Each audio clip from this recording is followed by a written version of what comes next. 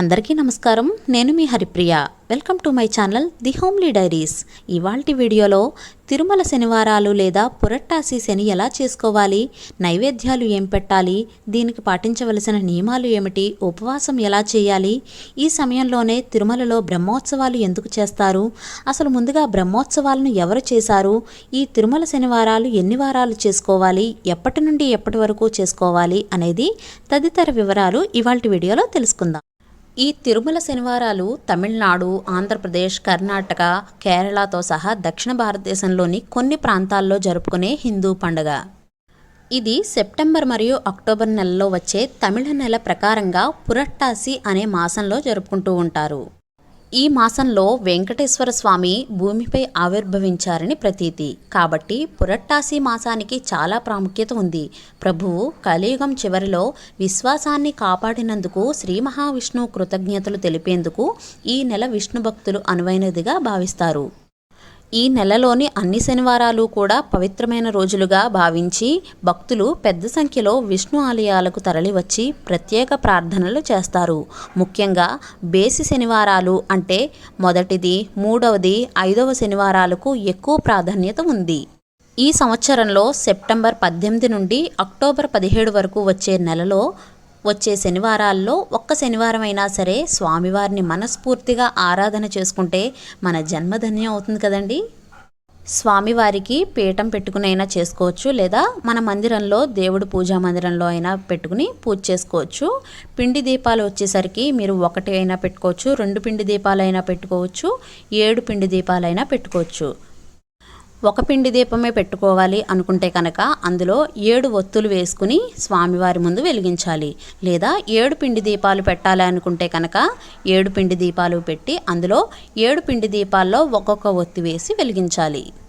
ఎన్ని పిండి దీపాలైనా పెట్టుకోవచ్చండి. ఒక పిండి దీపమైనా పెట్టుకోవచ్చు, లేదా 7 పిండి దీపాలైనా పెట్టుకోవచ్చు. అది మన ఇష్టం. అలాగే వెంకటేశ్వర స్వామి ఆవిర్భావం కూడా తమిళియన్స్ భావిస్తారు. మనకు ముఖ్యంగా బ్రహ్మోత్సవాలు జరుగుతూ ఉంటాయి కదా తిరుమలలో. తిరుమలకు సంబంధించిన ఆవిర్భావ ఉత్సవాలనే మొదటిసారిగా బ్రహ్మదేవుడు చేశారని, కాబట్టి దీనికి బ్రహ్మోత్సవాలుగా మారి 9 రోజుల పాటు స్వామివారిని అనేకమైన అవతారాలలో దర్శన భాగ్యం ఇస్తారు. ఇది సాక్షాత్తు వెంకటేశ్వర స్వామి జన్మదినంగా భావించవచ్చు. జన్మదిన ఉత్సవాలను మనం కూడా మన ఇళ్లలో జరుపుకోవచ్చు అన్నమాట.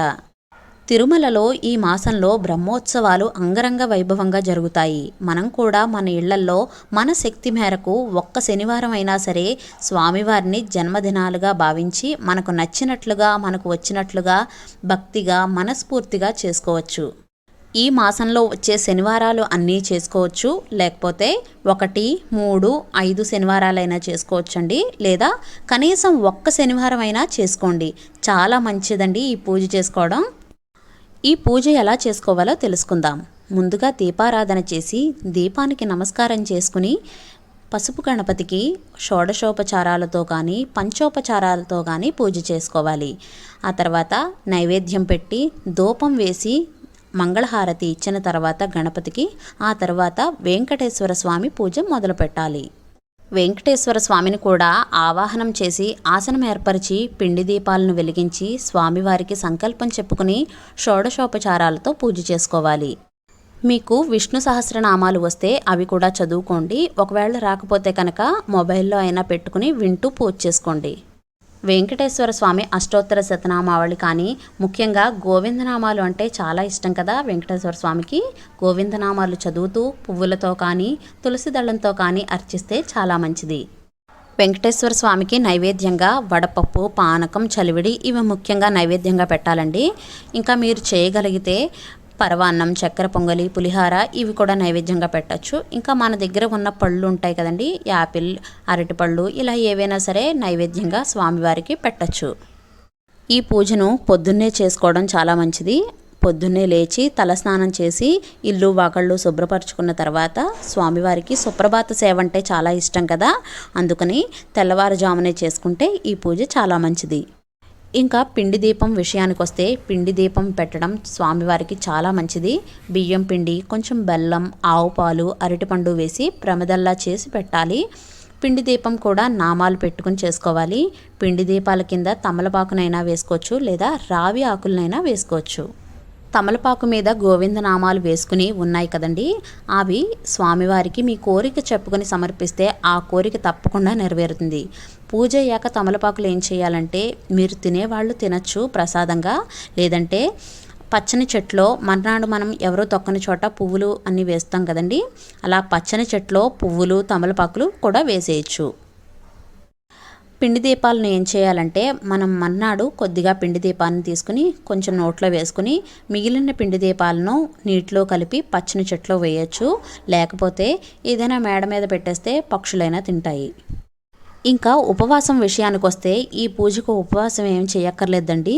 మనం పూజ అయ్యే వరకు ఏమీ తినకూడదు. అంటే టీ కాఫీలు తాగొచ్చు, ఆ తర్వాత మధ్యాహ్నం భోజనం చేయవచ్చు, సాయంత్రం కూడా ఏదైనా అల్పాహారం తీసుకోవచ్చు. పూజ చేసుకునే రోజు మాత్రం ఉల్లి వెల్లుల్లి జోలికి వెళ్ళకూడదు. అలాగే ఎవరైనా ఈ పూజను చేసుకోవచ్చు. చిన్న పెద్ద ఆడ మగ ఎవరైనా సరే ఈ పూజను చేసుకోవచ్చు. మనం 7 శనివారాల వ్రతం ఏ విధంగా అయితే చేసుకుంటామో, ఈ పురట్టాసి శని కూడా అదే విధంగా చేసుకోవాలండి. ఇది ఎవరిదో సాంప్రదాయం, మొదటిసారి మనం మొదలు పెట్టచ్చా అనే సందేహం అయితే వద్దండి. పవిత్రమైన ఈ మాసంలో ఎంతోమంది దేవతలు, ప్రకృతిలో ఒక పాజిటివ్ ఎనర్జీ ఉండే ఈ రోజుల్లో శనివారాలు కానీ, ఇదే రోజుల్లో అమ్మవారికి నవరాత్రులు ఉంటాయి కదా, ఈ ఆరాధనలన్నీ కూడా తప్పకుండా మనం పడే కష్టాల నుండి విముక్తిని ప్రసాదించి మన ఇంట్లో ఒక ప్రశాంతకరమైన ఆహ్లాదకరమైన వాతావరణం ఉంటుంది. అలాగే ఒక పాజిటివ్ ఎనర్జీ అయితే ఉంటుంది. తమిళనాడులో నేను చాలామందిని చూశాను, చాలా నియమనిష్టలుగా ఈ పురట్టాసి శనివారాలు జరుపుకుంటూ ఉంటారు. అలాగే పసుపు బట్టలు కట్టుకుని వాళ్ళు ఉండే చోటు నుండి తిరుమలకు కాలినడకన చెప్పులు లేకుండా వెళ్తారు. దర్శనం అయ్యే వరకు కూడా చెప్పులు వేసుకోరు. గరుడ వాహన సేవకు అందుకునే విధంగా వెళ్తారు. తమిళనాడులో ఈ పూజ చేసుకునే వారందరూ కూడా నైవేద్యంగా ఒక అరిటాకును పరిచి అన్ని రకాల నైవేద్యాలు సమర్పిస్తారు. వంటకాల్లో అనేక రకాల లడ్డూలు, పొంగలి, మిరియాల పొంగలి, పంచామృతం, వడ, పాయసం, పులిహోర, దద్దోజనం, ఇలా అన్ని రకాల వంటకాలు చేసి స్వామివారికి ఎంతో భక్తి శ్రద్ధలతో సమర్పిస్తూ ఉంటారు. మనం కూడా ఇన్ని రకాల నైవేద్యాలు చేయకపోయినా స్వామికి ఎంతో ఇష్టమైన చక్కెర పొంగల్ని కానీ లడ్డూల్ని కానీ సమర్పిద్దాం. ఇటువంటి పవిత్రమైన మాసంలో ఒక్క శనివారం అయినా సరే ఆ వెంకటేశ్వర స్వామిని మనస్ఫూర్తిగా ఆరాధించండి. ఆ స్వామివారి కరుణా కృపా కటాక్షాలు మనందరిపైన ఉండాలని మనస్ఫూర్తిగా మన ఛానల్ తరపు నుంచి కోరుకుంటున్నాను. ఆ వెంకటేశ్వర స్వామి ఎంతో అందమైన ముగ్ధ మనోహరమైన రూపమో కదండి. ఆయన్ని వర్ణించడం మన తరమా చెప్పండి. ఇలా చెప్తూ ఉంటే నాకు ఒక కీర్తన అయితే గుర్తొచ్చింది, ఒక 2 లైన్లు పాడతాను. ఏమని పొగడుదుమే ఇక నిను ఆమని శోభగుల అలమేల్మంగ, ఏమని పొగడుదుమే ఇక నిను ఆమని శోభగుల అలమేల్మంగ, ఏమని పొగడుదుమే. ఈ పూజ చేసుకున్న రోజు నాకు చాలా ఆనందంగా మనసు ప్రశాంతంగా అనిపించిందండి. మీరు కూడా ఈ పూజ చక్కగా చేసుకుని ఆ స్వామివారి కృపా కటాక్షాలు మనందరిపైన ఉండాలని కోరుకుంటున్నాను. ఈ వీడియో మీకు నచ్చినట్లయితే please like, share, subscribe to my channel. Thank you for watching.